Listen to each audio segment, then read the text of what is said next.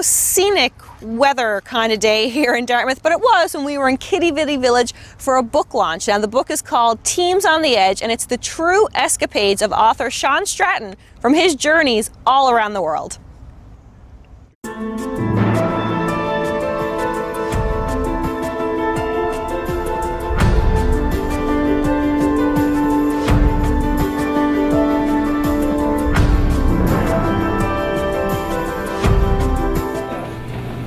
Great. Well, thank you everybody for coming out tonight. This is a long time coming and a dream come true to launch a book. It started a long time ago. We're here today in Quidi Vidi. I just had a book launch. My new book coming out is called Teams on the Edge.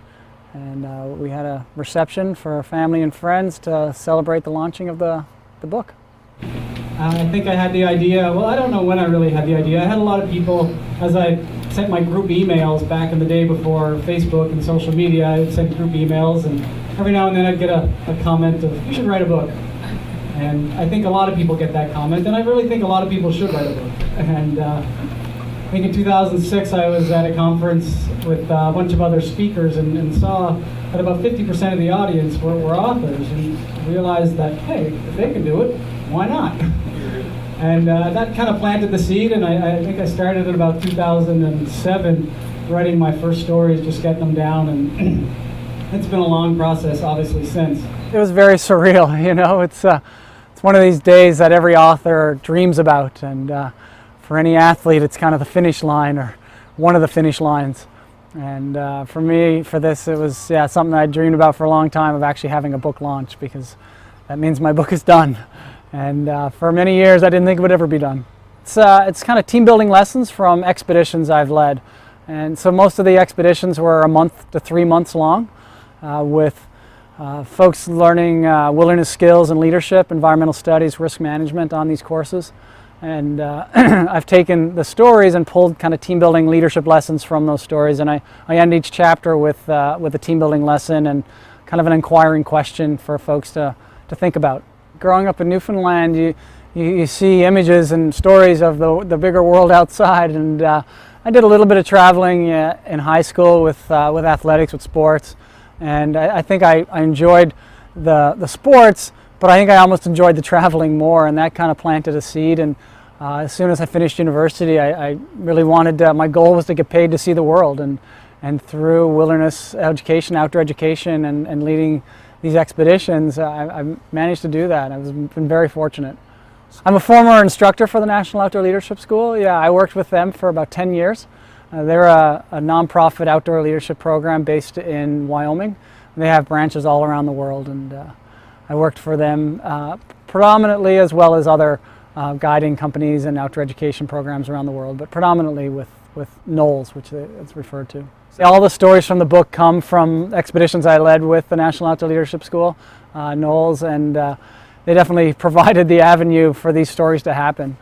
So much of the travel and getting into this outdoor education realm as a career really started in Newfoundland for sure, and it was neat tonight to see some of the scout leaders I had when I was a kid come out to the book launch, and they're the folks that really planted the seed in the outdoor education world for me, and the guiding in the outdoors and the love and passion for the outdoors I have. And one of the many stories that I've shared in the book that kind of personifies the love of that is I guess just the nature of the love for adventure I have. And one story, it was almost a saga that happened in Alaska. We were canoeing some rivers in the Arctic, and one thing I love about adventure is I say that there wouldn't be an adventure if you knew what the ending was going to be.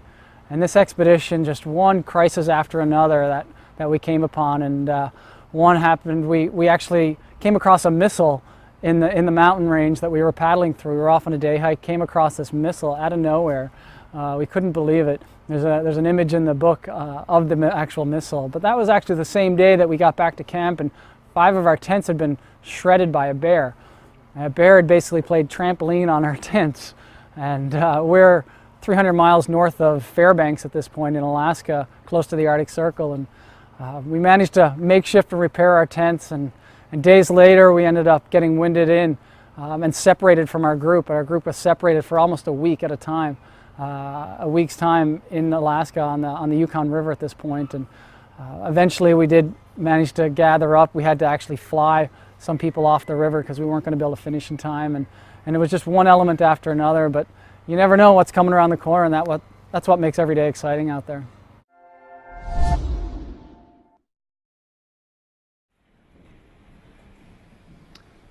In the fall of 2007, being dyslexic and growing up with struggles with dyslexia, I think I get inspired by a lot of entrepreneurs, dyslexic entrepreneurs out there, like Richard Branson. He's wrote several books.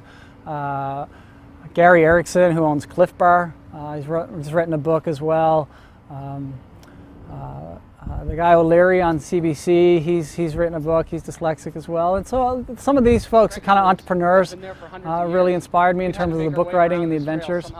You know, early on I met with a writing coach, and I had a good chat with her, and she really got me over my fear and just really built a lot of confidence in me that my stories were really worth telling and were really interesting, and they were my stories, and that, you know, you can hire editors and you can bring people in to help you with edit, but getting my stories out was really the main thing, and writing I'm fine with. It's just really the editing that I needed help with, and in the end it wasn't bad at all. It definitely took a while for the editing, but that happens on every book.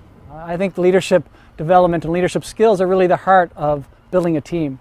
You know, teams aren't going to be together forever, especially in the business world, and so I figure if these people have leadership training and leadership skills, they're going to take those skills onto any other team they're going to work with within the organization or other organizations, and so we really focus on those.